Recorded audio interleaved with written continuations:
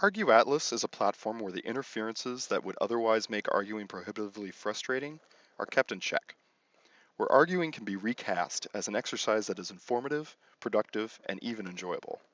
These are the basic ground rules that allow us to achieve this. For a neutral site, dialogue on ArguAtlas is conducted on a form of wiki. For a conceptual framework, just imagine a very basic node and link system. Each node on ArguAtlas is a single component argument within the larger system. That larger system represents a complete narrative, rationale, or perspective. An argument is the smallest unit with which to build out a line of reasoning. The process to lay out your personal position on a matter using ArguAtlas simultaneously shapes a collective dialogue. One argument at a time, you evaluate arguments in their sharpest form and decide whether you should accept them or whether you should reject them.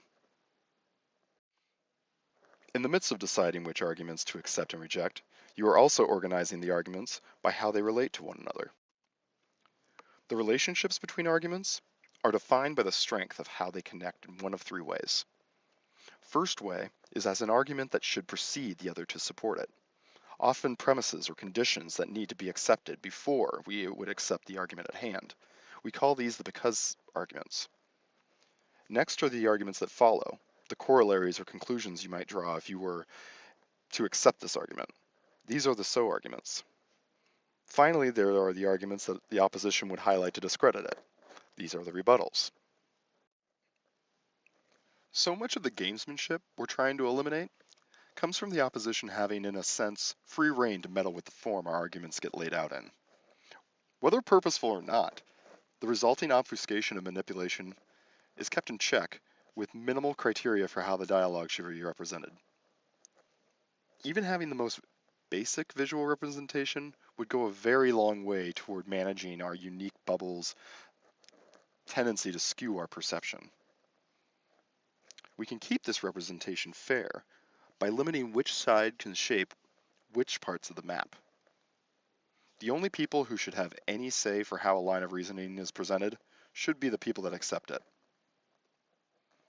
And developing counterarguments needs no help from the people that expect to reject them anyway.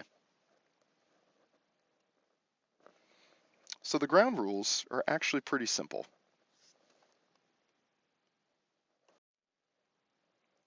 Accept the argument, and you have the right to vote, along with your peers, for how it is most effectively represented. You get a single vote to cast for two aspects of the argument. First is how the argument is best stated. What tone and nuance is appropriate? This is key to avoiding much of the repetitiveness we experience in argument. When arguments don't work, we tend to just reframe them, assuming they weren't properly understood the first time. And rarely does anyone ever utter an argument that has never been put forth before, ever. So this way, you can collaborate together to find the mot juste. Your second vote is for what we refer to as an explication. This is simply a link to any article, video, podcast, or any other type of content you believe might tell a more complete story, because it is often the relatable stories that ultimately influence us. Those are the two things you can have a single vote for. You also get to cast a distributed and weighted vote for how strongly other arguments relate. This way, important arguments get elevated, while the less important arguments are appropriately diminished. But the weighting is essential. A link to any argument will persist so long there is someone in that cohort to give it any of their weight. Through a weighted vote, its proportional importance to the cohort remains clear. It also allows far greater nuance to be communicated through the distribution of the weight itself. Your opposition, and potential fellow advocates alike, get to see precisely where you stand, without any assumption to be made.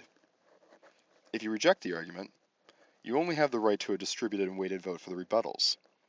The game changer here is that the pervasive use of straw men to knock down someone's opponents has no foothold here. I couldn't help but use another XKCD cartoon here. It just was too fitting.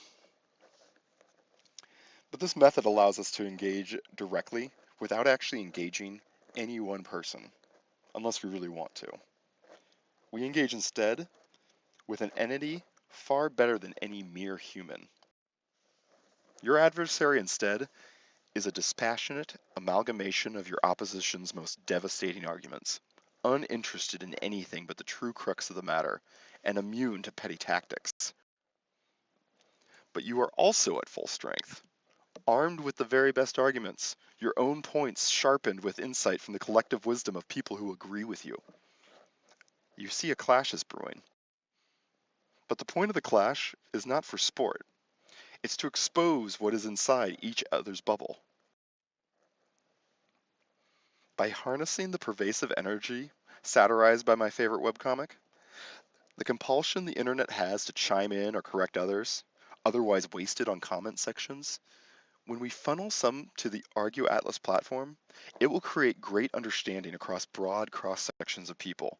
You will get a clearer sense for how people tend to think across every topic of even minor consequence.